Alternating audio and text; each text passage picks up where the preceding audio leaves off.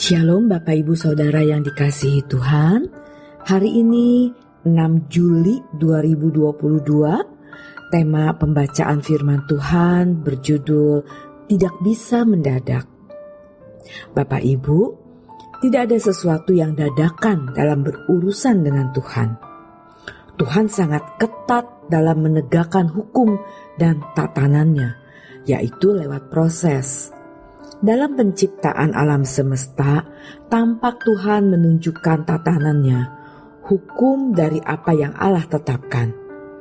Allah menciptakan alam semesta dalam beberapa hari secara bertahap dan sistematis. Dalam sejarah kerajaan Allah yang ditulis di dalam Alkitab, kita menemukan proses-proses kehidupan yang dijalani oleh kekasih-kekasih Tuhan. Baik itu oleh Yusuf, Abraham, Musa, Daud, dan lain sebagainya. Ketika Yesus berkata di Matius 6 ayat yang ke-19 sampai 21 tentang kumpulkan harta di surga, itu secara tidak langsung hendak menunjukkan adanya proses, yaitu proses pengumpulan, penumpukan atau akumulasi. Roma 12 ayat 2 mengatakan, berubahlah oleh pembaharuan budimu. Ada satu kata dalam bahasa Inggris, transformation, yang di dalam bahasa Yunani-nya metamorphose, yang kemudian di dalam bahasa Indonesia kita mengenal satu kata metamorfosa. Artinya sebuah proses perubahan. Jadi tidak ada yang sifatnya dadakan. Kita tidak bisa secara mendadak masuk surga. Kita bisa masuk surga dan layak di hadapan Allah harus melalui proses. Memang ada satu fragmen di dalam Injil yang sering dipahami salah, yaitu ketika Yesus di kayu salib. Yesus berkata kepada salah satu penjahat yang membela Yesus, "Hari ini engkau bersama dengan aku di Firdaus." Ayat ini dipelintir oleh iblis dan melalui mulut banyak orang yang tidak mengenal kebenaran, seakan-akan orang bisa masuk surga secara mendadak. Penjahat itu bukanlah pria sembarangan. Buktinya, ia mengerti bahwa Yesus akan datang sebagai raja. Dia tidak minta seperti penjahat yang satunya, agar dirinya diturunkan dari salib. Bahkan ia membela Yesus. Murid-murid Yesus sendiri lari tunggang langgang meninggalkan Yesus. Tetapi pria ini berkata, orang ini tidak salah. Sementara ratusan bahkan ribuan orang, bisa belasan ribu berkata, salibkan dia. Atau dengan kata lain, dia salah. Tetapi dia seorang diri mengatakan, orang ini tidak bersalah. Betapa beraninya dia. Dia tidak mendadak bisa mengenal Yesus sebagai yang akan datang sebagai raja nanti.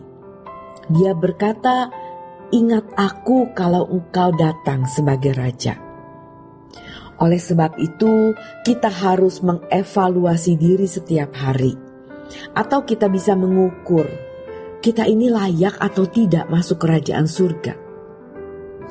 Tidak bisa tidak, Bapak Ibu. Setiap hari kita harus menghadap Tuhan. Menghadap Tuhan untuk dievaluasi oleh Tuhan. Dan kita juga mengevaluasi diri. Allah yang Maha Kudus adalah Bapa yang mendidik, guru yang mengajar. Maka ia tidak mungkin tidak berbicara. Kita bodoh atau pintar, cakap atau tidak, layak atau tidak, kudus atau tidak, bagaimanapun keberadaan kita, sesungguhnya tidak mungkin Tuhan tidak berbicara. Bahkan kalau kita ingin tahu sedetil-detilnya atau sekecil-kecilnya, dia juga pasti berbicara. Kalau kita tidak pernah mengenal diri kita dengan benar, itu memang kita tidak serius berurusan dengan Allah. Kita lebih serius berurusan dengan dunia. Ada banyak fokus di dalam diri kita. Ini sebenarnya akibat dari kuasa gelap yang menyesatkan banyak orang. Mestinya setiap hari kita menghadap Tuhan, dan kita bisa melihat, mengerti kepantasan kita di hadapan Allah, kelayakan kita di hadapan Tuhan. Tuhan itu bukan sederetan doktrin dan ajaran. Walaupun Tuhan bisa disusun dalam doktrin dan ajaran, tetapi sesungguhnya Dia adalah Allah yang hidup. Allah yang hidup dan nyata, yang dengan Dia kita harus berurusan secara real, secara nyata. Banyak orang belajar yang disebut teologi dan merasa sudah berurusan dengan Allah. Sejatinya mereka berurusan dengan ilmu tentang Tuhan, tetapi tidak berurusan dengan Tuhan. Namun konyolnya banyak orang merasa sudah berurusan dengan ilmu tentang Tuhan, maka merasa sudah berurusan dengan Tuhan. Padahal mereka adalah orang yang berdiri di mimbar-mimbar menjadi penganjur umat, pembicara, mentor, konselor. Betapa mengerikan masa depan kekristenan. Itu semua adalah tipu muslihat iblis yang harus kita akhiri. Dan itu harus dimulai dari diri kita sendiri dahulu. Bapak Ibu, banyak orang memberikan porsi yang sangat sedikit, sangat kecil, ruangan yang sangat sempit untuk Tuhan, tetapi memberikan ruang seluas-luasnya untuk banyak hal. Dan dia tidak merasa bersalah, karena sudah menjadi bebal, sudah tidak bisa merasakan perasaan Allah. Kalau kita tidak serius berurusan dengan Allah, merasa sudah berurusan dengan Allah hanya dengan belajar teologi, menyediakan ruangan seluas-luasnya untuk belajar teologi, seluas-luasnya waktu dan tenaga untuk jurnal ilmiah, tulisan-tulisan buku teologi, karya ilmiah, dan aktivitas dalam pendidikan teologi. Tetapi kita tidak berurusan dengan Allah. Padahal orang-orang itu menjadi pembicara, mentor, konselor, pengarah, penceramah. Kita terbiasa memberi ruangan yang sempit untuk Tuhan, porsi yang tidak pantas untuk Tuhan. Suatu hari kita akan tahu betapa mulia dan besar Tuhan itu. Tetapi kita telah memperlakukan Dia dengan sangat tidak sopan.